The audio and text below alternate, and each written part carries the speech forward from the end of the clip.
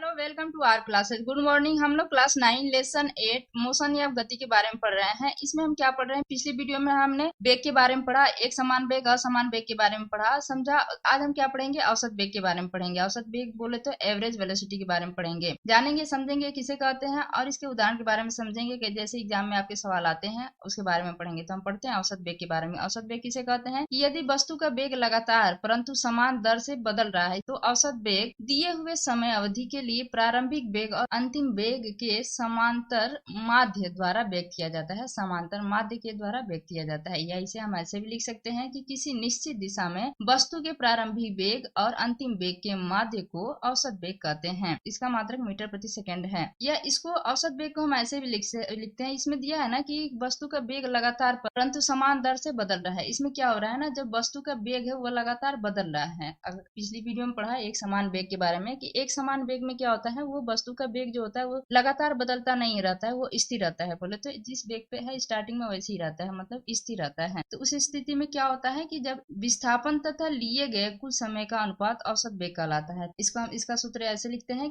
औसत वेग बराबर होता है प्रारंभिक वेग प्लस अंतिम वेग बटे में 2। या ऐसे भी लिख सकते हैं कि विस्थापन बटे में लिया गया समय। कि जैसे कि दे दिया जाए कि रोहन की कार जो है वो विराम अवस्था में चलना प्रारंभ करती है और 30 सेकंड बाद वो 12 मीटर प्रति सेकंड का वेग प्राप्त कर लेती है। मतलब कि पहले उसने विस्थापन क्या दिया, विराम अवस्था से चली, फिर इसके बाद 12 मीटर प्रति सेकंड का वो वेग प्राप्त कर लेती है। तो उस समय हम लगाएंगे प्रारंभिक वेग प्लस अंतिम वेग। मतलब उसमें वेग दिया होगा आपका, बदल रहा है ना, वेग लगातार अगर बदल रहा है तो उसमें वेग लगातार बदल रहा होगा तो उसमें दिया होगा। अगर ऐसा नहीं दिया है तो वहां पे जो है विस्थापन या कुल विस्थापन लिया गया कुल समय का सूत्र लगा सकते हैं। तो हम उदाहरण से समझते हैं कि उदाहरण क्या दिया है। उषा जो है, उषा है एक लड़की है, वो 90 मीटर लंबे तालाब में तैरती है। उसे तैरना आता है, वो तालाब जो तैर रही है वो 90 मीटर का है। वह एक सिरे से दूसरे सिरे पर सरल रेखीय पथ पर जाती है तथा वापस आती है। इस दौरान वह कुल 180 मीटर की दूरी 1 मिनट में तय करती है। उषा की औसत वेग को ज्ञात कीजिए। मान लीजिए ये उषा है, ये तालाब है, मान लीजिए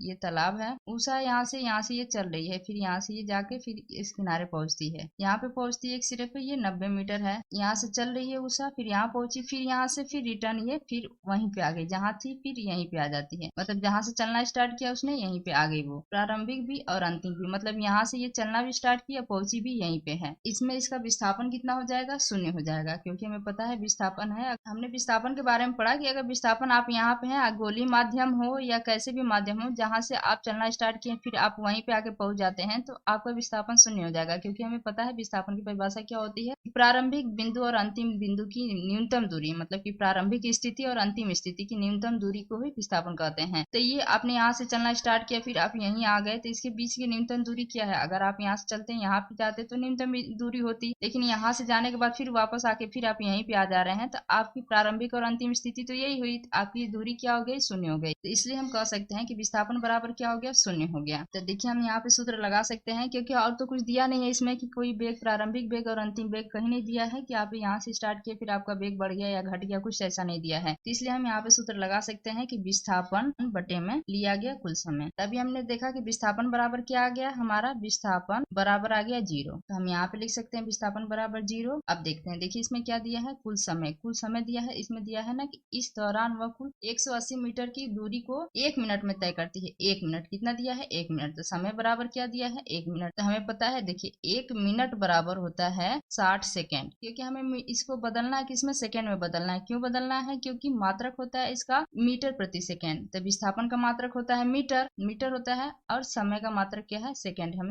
सेकेंड में, इसलिए हम सेकेंड में बदल लेते हैं। ये मीटर प्रति सेकेंड सेकेंड में आना चाहिए, इसलिए हमने 1 मिनट को 60 सेकेंड में बदल दिया। तो हम यहाँ पे लिख सकते हैं 60 सेकेंड। 60 सेकेंड लिख दिए। अब अगर हम 0 में किसी से भी भाग देंगे तो कितना आ जाएगा, 0 ही आएगा। इसलिए हमारा ये जवाब क्या आ जाएगा, 0 मीटर प्रति सेकेंड। तो हम यहाँ पे लिख सकते हैं उषा की औसत वेग बराबर 0 मीटर प्रति second. Thank you for watching. Please like and subscribe my channel.